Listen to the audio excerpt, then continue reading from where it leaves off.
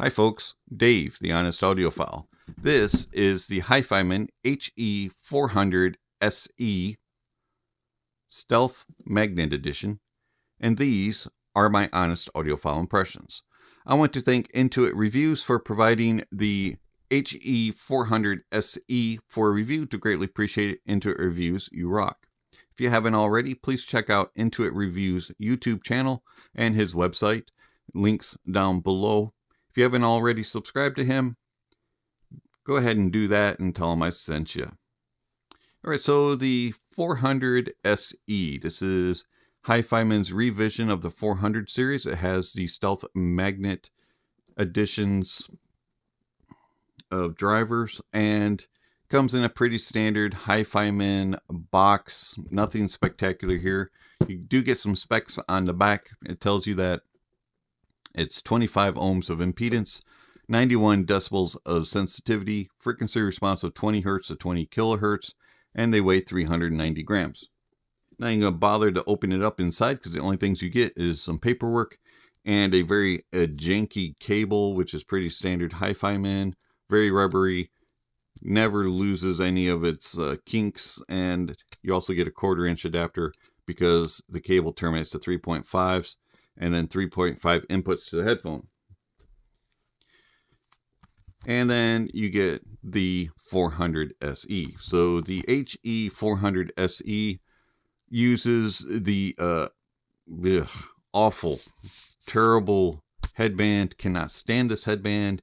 Hifiman, I wish you wouldn't use this headband. Go back to the Sundara and Ananda headband, please. Anyways, this headband, super thick, and never has fit my heads no matter which headphone Hifiman has slapped it on. I do not like this headband whatsoever, but I must say this version of it does fit my head the best, and I still don't like it, so there you go. Anyways, you get these hybrid pads, leather on the outside, fabric on the inside, plastic cups. You get a little metal grate.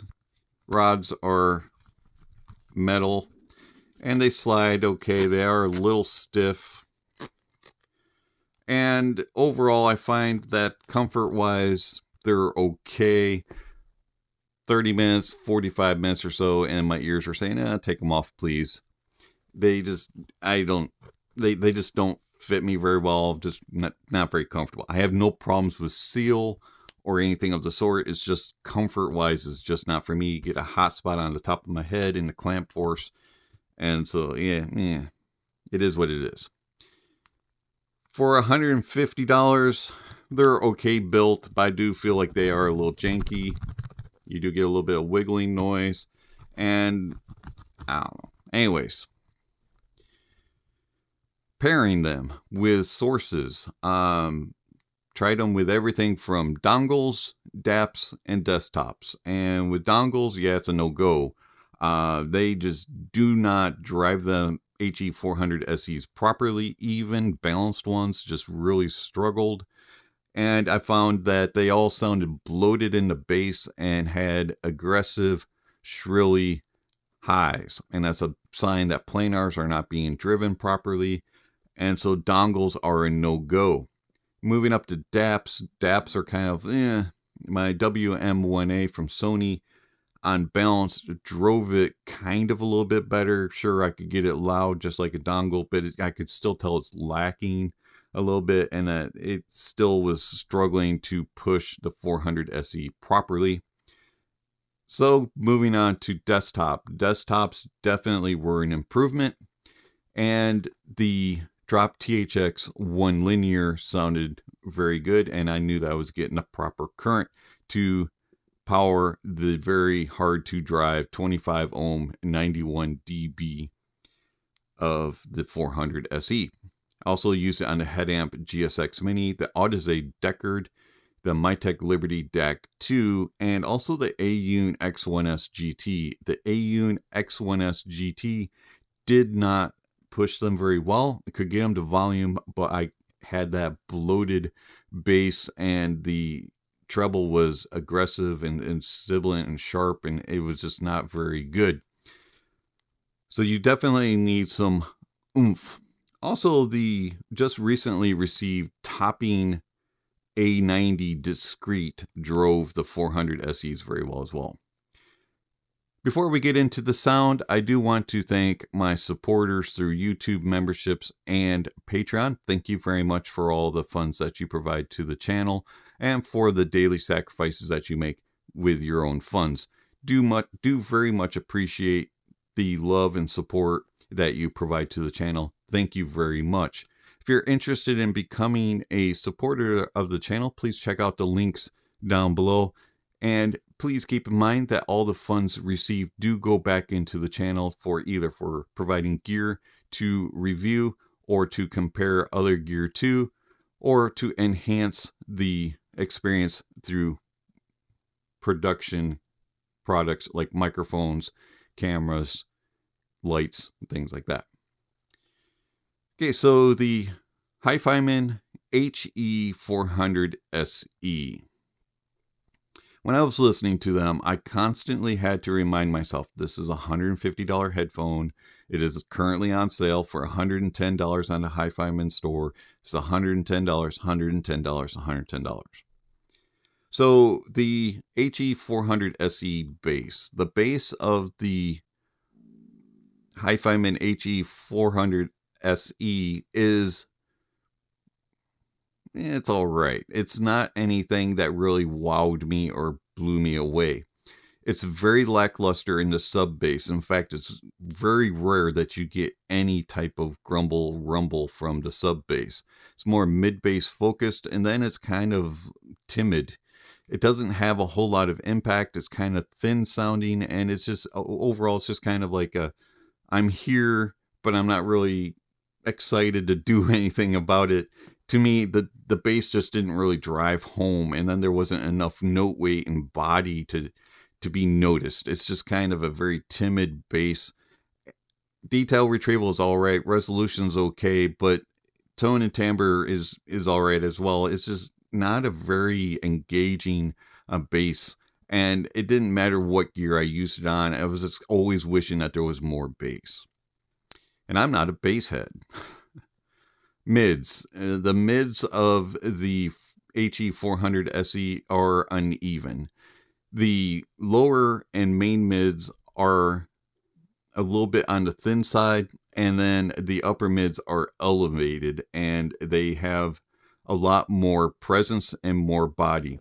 The lower and main mids have okay tone and timbre and detail retrieval and resolution, but I just wish they had a little bit more body.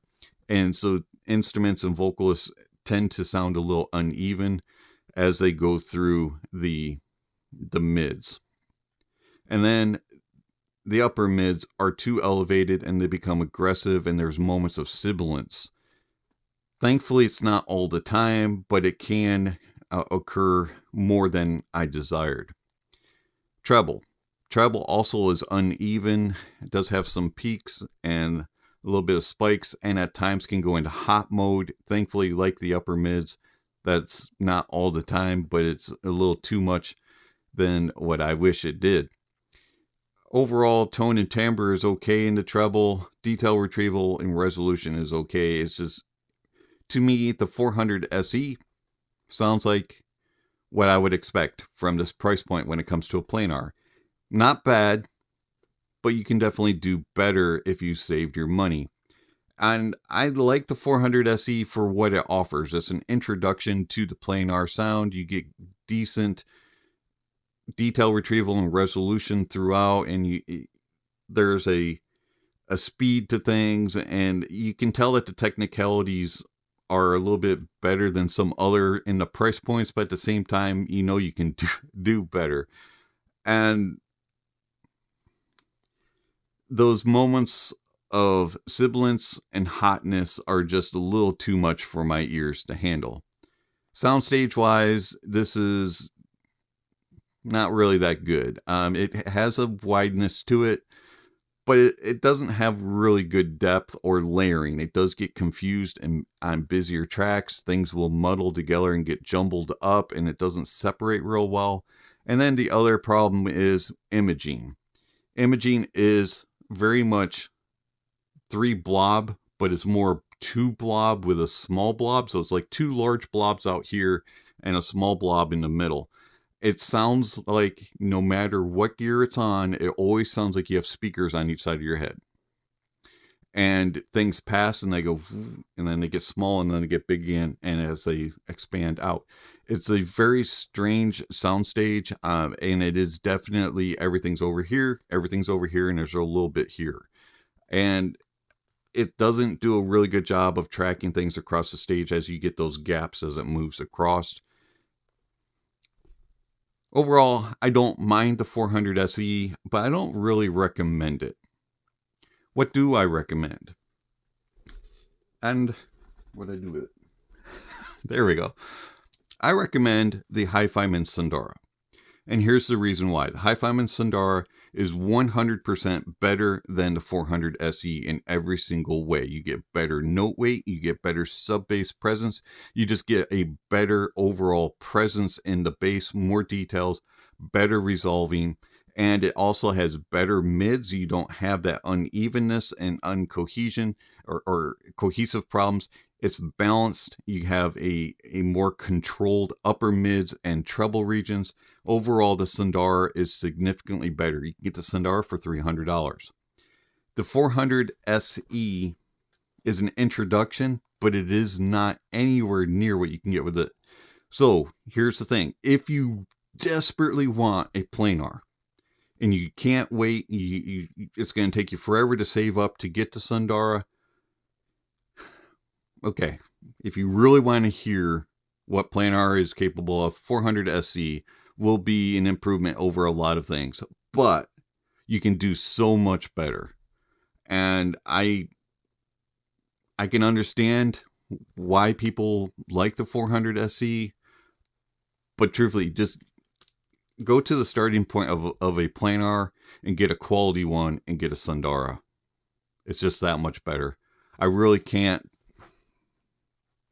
recommend the 400 SE unless you desperately want it. It's been Dave, the Honest Audiophile. Thank you for watching, and I'll catch you on the next video. Speaking of next video, somewhere on the screen, subscription links and notification bells. If you haven't already, please check those off. Don't forget to give a thumbs up or a thumbs down to the video, and also check out the links down below. There's all kinds of information regarding how you can contact the channel, follow the channel, support the channel, all that kind of good stuff, along with music recommendations, gear recommendations, tier lists, all kinds of things are down below, so check out those links. Don't forget to enjoy the music, and that honesty is the best policy.